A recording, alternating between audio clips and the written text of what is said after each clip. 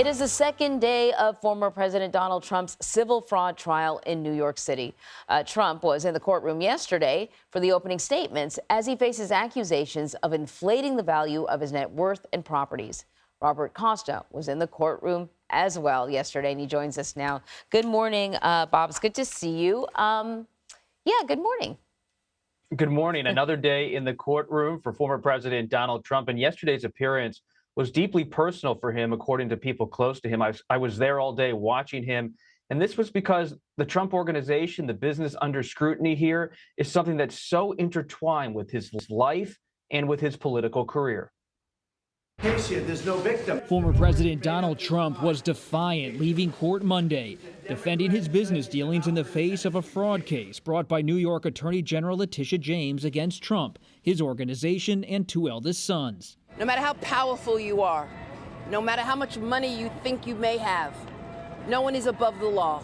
Inside the court, Trump sat stone-faced, with James just feet away. But outside, he launched multiple attacks against her, the justice system, and the judge in the case. This judge should be disbarred. He shouldn't be allowed to be a judge. Last week, Judge Arthur Engoron ruled that Trump and the Trump Organization had committed fraud. Now at question is the penalty. James is seeking $250 million in damages and sanctions designed to severely limit the Trump's ability to do business in New York. It's a scam. It's a sham. Trump is accused of misrepresenting his net worth by over $3.5 billion, claiming his Trump Tower penthouse was nearly 3 times its size, and valuing Mar-a-Lago as high as $739 million, more than 10 times its worth, according to James's office, all to obtain favorable bank loans.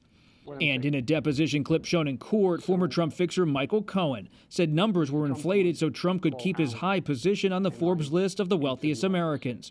Let's say it said he was worth $6 billion. Well, he wanted to be higher on the Forbes list. And he then said, I'm actually not worth $6 billion. I'm worth 7. In fact, I think it's actually now worth 8 with everything that's going on. But Monday, Trump claimed the trial is politically motivated. They're trying to damage me so that I don't do as well as I'm doing in the election. For former President Donald Trump, as he just said there, this is not just a legal battle, but a political war.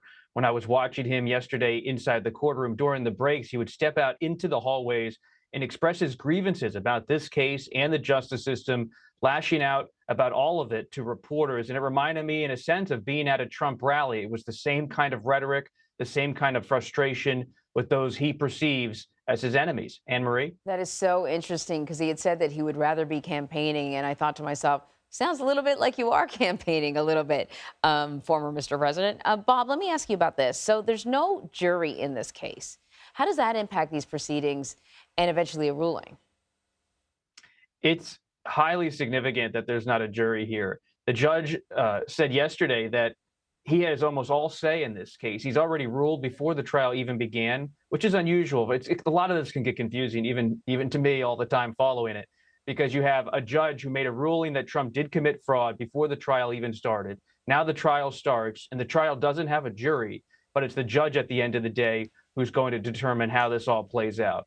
And the judge said the jury could have been possible, though the Trump campaign and Trump lawyers have contested that since the judge stated that in the courtroom yesterday. But at the end of the day, here's what you need to know, right? Is that this Judge Engoron, he's going to decide whether the Trump Organization pays $250 million in damages like the government wants in New York, or whether it's some kind of number lower than that. He's already said he believes the Trump Organization is a fraudulent organization in terms of its business practices. It's just a question of what the Trump Organization might be forced to do and the kind of restrictions it could have on it. So that was going to be sort of my next question. The judge has already concluded, yeah, there was fraud here. We heard from Michael Cohen basically describing the motive, if you will, what he saw as the motive for this.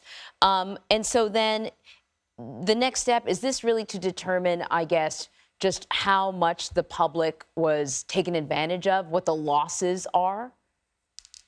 It's a sprawling case because it reminds me, Anne Marie, of when I used to go interview then Mr. Trump, Donald Trump, the businessman, in 2014, 2015, nearly a decade ago. I'd go up to Trump Tower and he would claim to me and to other reporters that he was worth $5 billion, $6 billion. And I would sometimes say to him, where do you come up with these figures? He said, well, it's my brand. It's worth billions of dollars. And It's a subjective valuation in his view, something that's not just a number on paper that's legally binding, but something he kind of comes up with. And the government is saying you can't just do that when it comes to your net worth, and you can't do it when it comes to the value of your properties. You can't come up with a value of your own brand and affix it to any property, because that will improperly, in the government's view, raise the value of all these properties so you can get bigger loans.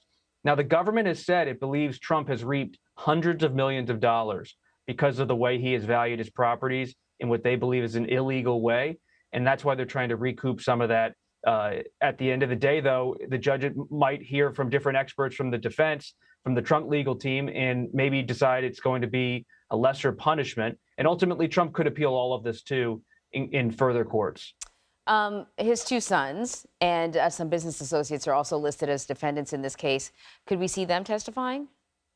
Very possible. In fact, we already saw the deposition of both Donald Trump Jr. and Eric Trump, Trump's eldest sons, played in court yesterday during the opening statement from the New York attorneys. I saw Eric Trump in the courtroom yesterday, did not see Donald Trump Jr. And Eric Trump is implicated here, and so is Alan Weisselberg. As you see, the former Trump Organization chief financial officer, Jeff McConney, another person who was involved with valuations at the Trump Organization. And this was really, though, a family enterprise. And so you could see Donald Trump Jr., Eric Trump, and even Ivanka Trump, Trump's daughter, who was also involved in a senior role in the business, to be called to testify about the business practices. All right, Bob, thank you very much. Thank you.